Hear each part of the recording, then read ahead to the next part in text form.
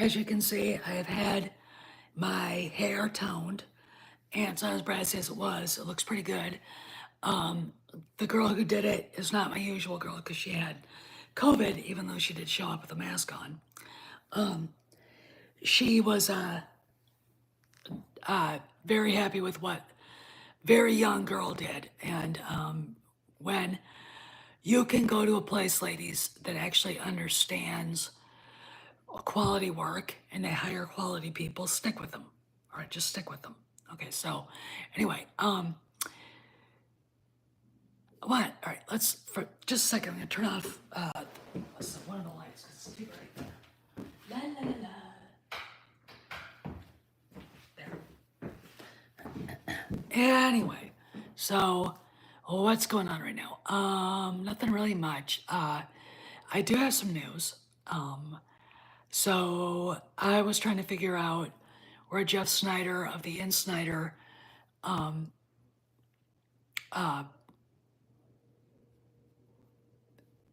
basically newsletter. He used to be with Collider, got his information about Kennedy, and I had trouble trying to sign up. He actually came and helped me with it himself, and I was like, "That's cool, dude. Thank you." And Chris Gore actually pointed me in the direction of where he was getting some of his information from about Kennedy. And funny enough, it came from Reddit. Both guys got their stuff from Reddit. So I was like, okay, well, whatever. It's concerning Kathleen Kennedy and when she's leaving. Leaving probably by the second quarter next year. Okay, let's just sit back and go, why would Disney keep her on if her contract is over on the 31st of October, the end of their fiscal year? Why? These are the questions we need to have answered. We're not getting any answers. I think a lot of our contacts are being kind of cagey with what they know because they don't want to get found out, which is fine. I don't care. We're now in the speculation part again of when she's leaving and what we know and all the rest of the stuff. It didn't help that her baby, the Acolyte, was a disgrace and crashed and burned. When I ask about that, yeah, this is actually something I have to give. A syringe I give to Kay, my horse. Anyway, I got it out here. Anyway, so we'll talk about the Acolyte. So, oh God, we do, don't we? Yeah, well, I hate Arab women, so we're all fine today. I wanted to talk a little bit about Amanda Stenberg. So she goes on, I don't know where this video came from. She puts a video out of her basically whining about the Acolyte and how badly it was that was weird. How badly it was received by the fans, and basically calling people, if they didn't like it and they complained about it, racist, sexist, bigots, whatever. I mean, it's like, well, now you're an ace, Cross. And it's like, no, it was a bad show. What's really weird is that even the criticism of Acolyte or of Ahsoka, nobody complained about Rosario Dawson. All right, and she's a woman of color. Nobody. Oh yeah, I like that too, dude. Nobody complained about that. So I'm like going, honey, you're the one with the issue. Now let me explain the historical connections here. There was once a young man from Linz, Austria, and he decided to move to Vienna to take up art. He was an artist, he thought. He submitted paintings at 2 different times to the Viennese School of Art, and they said, rejecting you. Thus began a grudge of titanic proportions that turned into what we now know as the Holocaust. The Viennese School of Art had quite a few people who were Jewish that were part of the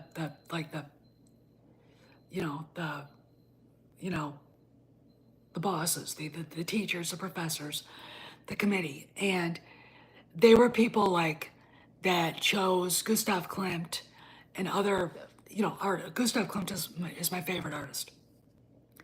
Magnificent painters of the Austrian Viennese secession movement. And,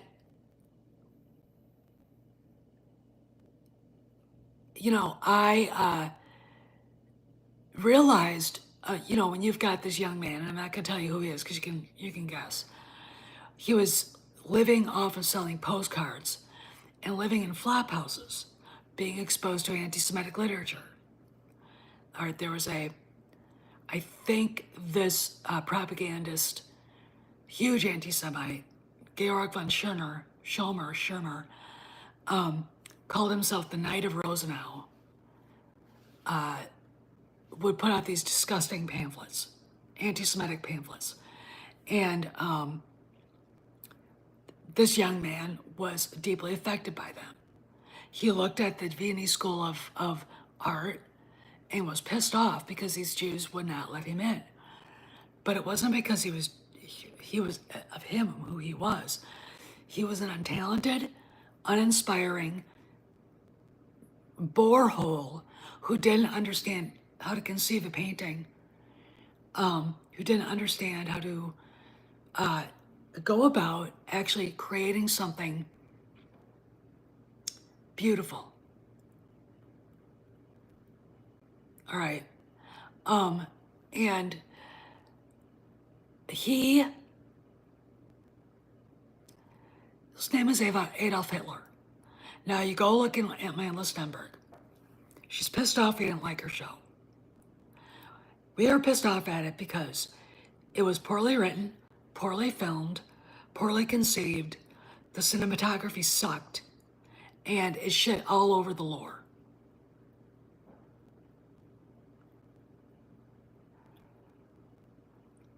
Clint, how come I can't see Clint? Anyway, I can't see him. I literally cannot see him. So I'm like going,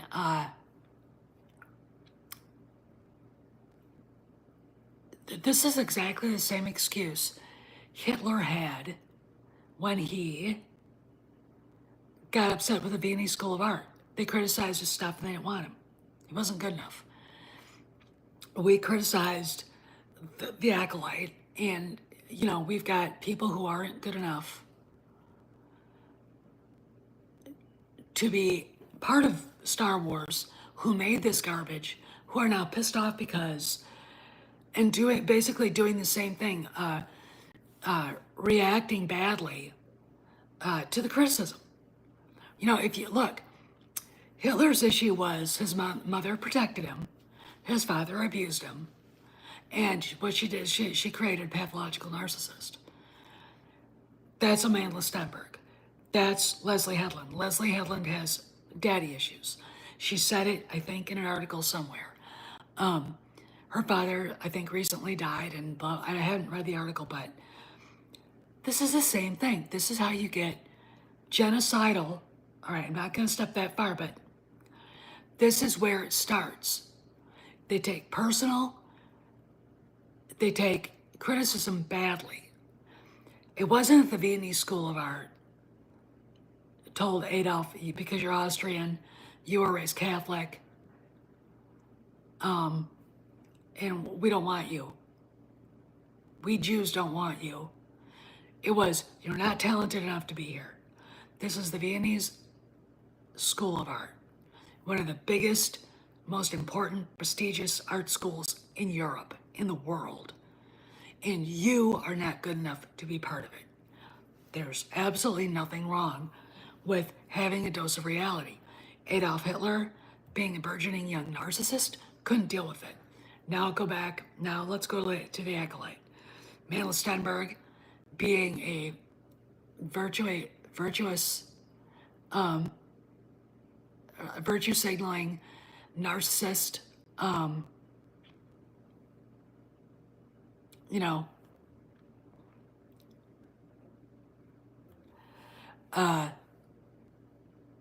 is, you know, basically doing the same thing. She's doing everything but looking at the material she was given and looking at her talent and saying, ugh, it was us. Okay, ugh, it was us. Fine, okay, because it was you. Okay, it was you. It's just really interesting to me when you're looking at it at these people from a historical perspective. They're basically exhibiting the same personality issues that evil dictators and just bad people throughout history have exhibited. It's really interesting to me. So anyway, so there's that. And I, of course, did an upload yesterday where I excoriated her because she deserved it. Yeah, Mike, I want to say I'm probably going to see Reagan either Tuesday or Wednesday. I was going to go today, but I had to get my hair done, and it just, I usually go to matinees. Yeah, well, the parents are to blame. I mean, Amanda Stenberg's dad is a white man. So she's got the same psychosis that Prince Harry's wife does. All right. And it's like, you know, and Colin Kaepernick. I mean, he got adopted by a white couple, and he decided to shit all over him. You know. Yeah, and Cross is right. I mean, I wouldn't. That would be the rule here. You're not getting an iPhone until you're 18 and you're moved out. And oh, by the way, when you turn 18, you better have a job and you better have a plan, because your room is going to be turned into my study. Okay, because 18 years, 3 hots in a cot. Okay, there you go. But anyway, I just thought the historical analogy, and I'm just going by the seat of my pants right now, is really interesting. That these people do exhibit the same tired bullshit that an evil dictator did. Think about it. And going back to Kennedy's departure, this is the problem that I got. I did talk to Jeff Snyder. I didn't ask him about Kennedy, but I found him to be a very nice, helpful guy. Matt Bellany, I haven't talked to about this, but I am going to corner him and ask him, why is she being protected? What is so special about her? And don't say it's because she's a woman, because I'm going to gag, okay? And I talked to Chris Gore, and I discovered that the Reddit rumor about her leaving in the second quarter, and you know, Reddit rumors are Reddit rumors. Hey, Andrew. And this is my opinion about a Reddit rumor. Giant grain of salt, big one, like enough to choke a horse. And the reason why is because lots of times they're just people talking out of their ass. Now, there have been a few very intriguing ones. There was one, I think, last year or the year before, basically that said Jason Ward gets all of his information about Star Wars and the leaks and everything from Pablo Hidalgo. Does that make any sense? Of course it does. So really, if it's a Reddit rumor, I just go, you know, if it comes from Cameron, I would have better, even Doomcock, to be honest, at times. And I'm mad at him. It does a better job, at least, of trying to sound like he knows what he's talking about. It doesn't make any sense for Disney to keep her around that long. I mean, it doesn't make any sense for her to just float around. Look, we already know that her DEI director moved to Disney, and there's like some sort of DEI thing going on where they're looking for a new director, which I think is interesting considering that the DEI departments in so many companies are being like, hi Ian, how you doing? Are being just shit canned, okay? Because they piss people off. They're not business friendly, okay? Oh, let's see. First, did he? We talked a little bit about the Kennedy rumor Jeff Snyder and Chris Gore put out. It came from Reddit. I mean, the Reddit thing was, she's not gonna leave until like the second quarter next year. It didn't make any sense. I mean, we have been led to believe, and I believe this, Kennedy's contract is over. Now, Jason Hunt at Sci-Fi for Me, or Sci-Fi for You, I can't remember. I mean, and him and Mindy are going to kill me for this, said to me a couple of days ago online that he thought Kennedy's contract was over at the beginning of October, which would be fine by me, but I don't think it is. I think it's going to be over at the end of the month, at the end of October, because October 31st of 2012 is when George sold Lucasfilm, and that's when Kennedy became the de facto president of Lucasfilm. And it's really interesting to me looking at this now and going,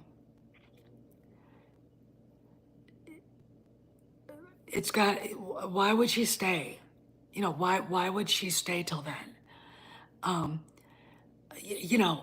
As far as I can tell, just by watching things, she's in England with Frank while he's filming Jurassic Park 5.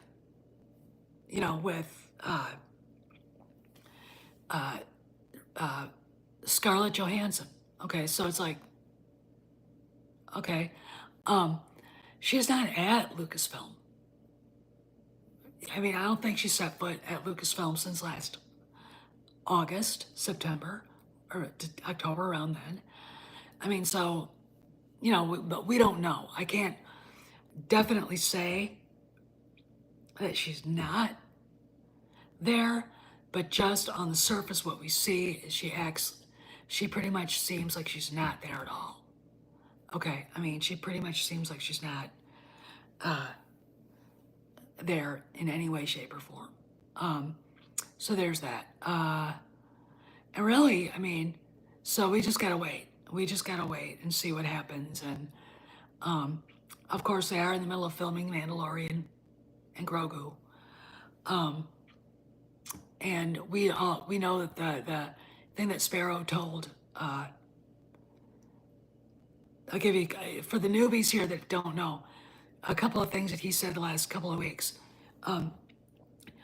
First off, Jon Favreau wants Galaxy's Edge to reflect the original trilogy. That's what the fans want. They said it's costing too much. With your deep fake stuff that you're doing for Han, Luke, and Leia, it's costing too much. And he said you got to spend money to earn money.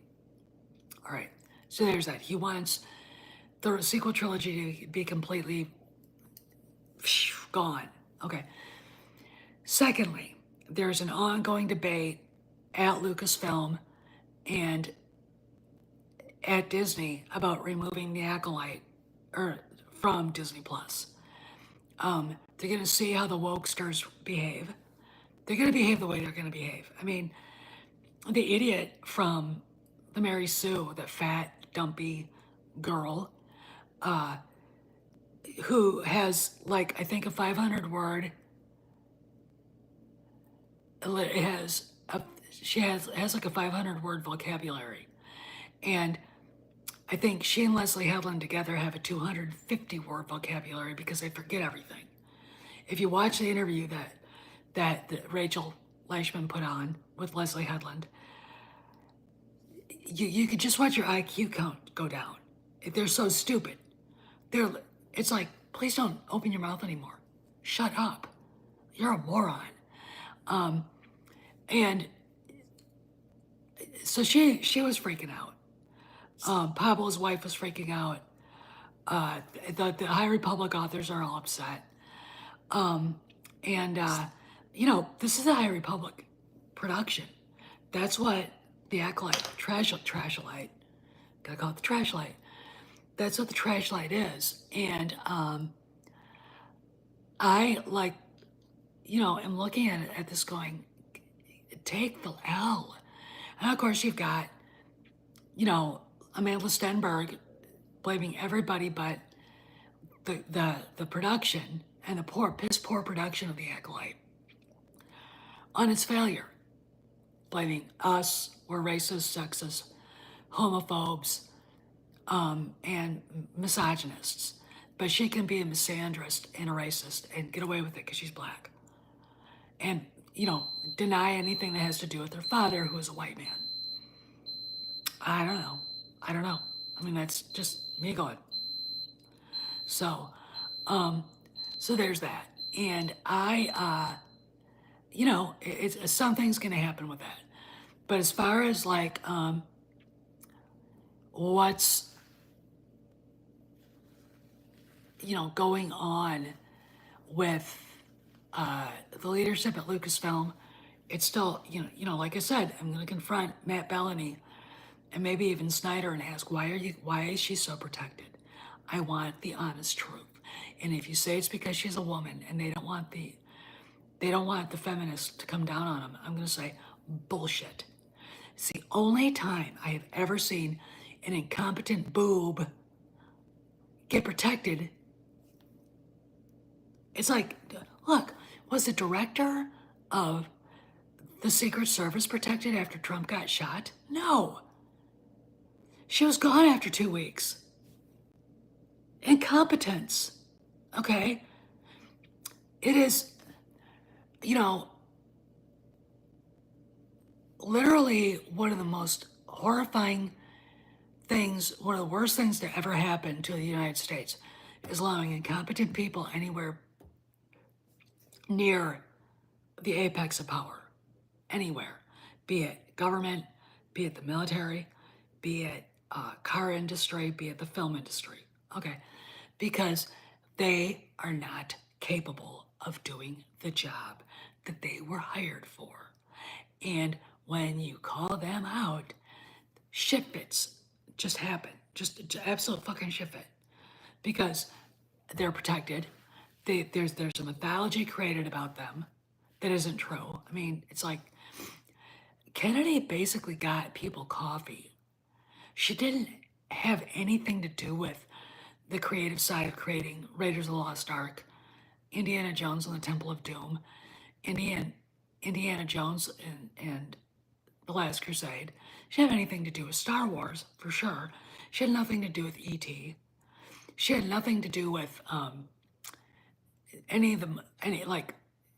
did she do, I think she did, Back to the Future. She didn't have anything to do with that. She didn't. All right? She wasn't the creative side. Robert Zemeckis was. Martin Scorsese, she didn't have anything to do with that. Clint Eastwood. It's like, so this mythology that somehow she broke some sort of glass ceiling, and I've talked about this ad nauseum, but for the newbies, the people like the girl at the Mary Sue, Rachel Leishman, like to pretend that Kathleen Kennedy is the very first ever head of a studio, female head of a studio. There was a woman from Paris. She and her husband moved to the United States, started movie studio at Fort Lee, New Jersey, which is where Hollywood started. When her husband died, she packed up and moved everything to Los Angeles. And her name was Alice Witt, or I can't remember what her name was, but that was over 100 years ago. Okay, so she was the head of a major studio. Then there was Lillian Gish and Mary Pickford, who had not only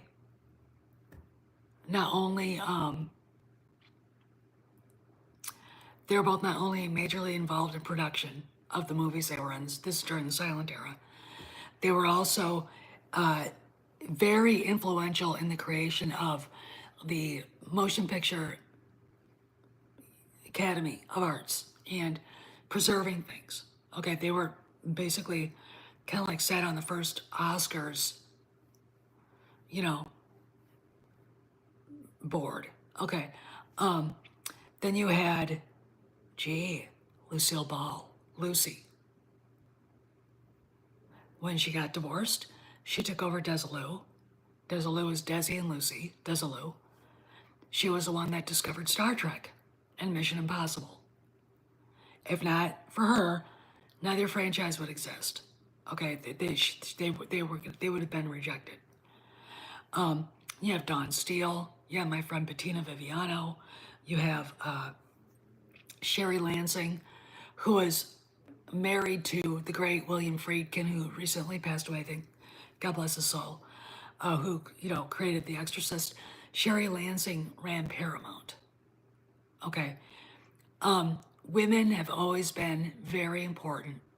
There was never a glass ceiling to be broken because that glass ceiling was broken decades and decades ago. Okay. But you got to get past the mythology that's been built up around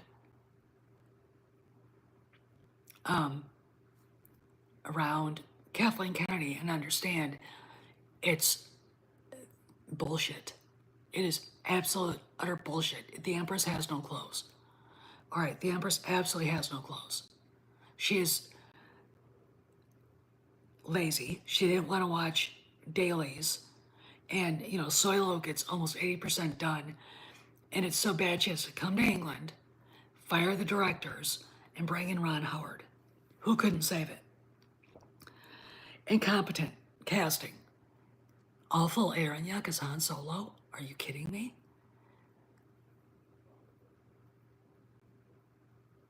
I don't get that. She is terrible at managing a budget. She is. I mean, she might have been good with Spielberg, but I guarantee you Spielberg was standing over her shoulder, bean counting.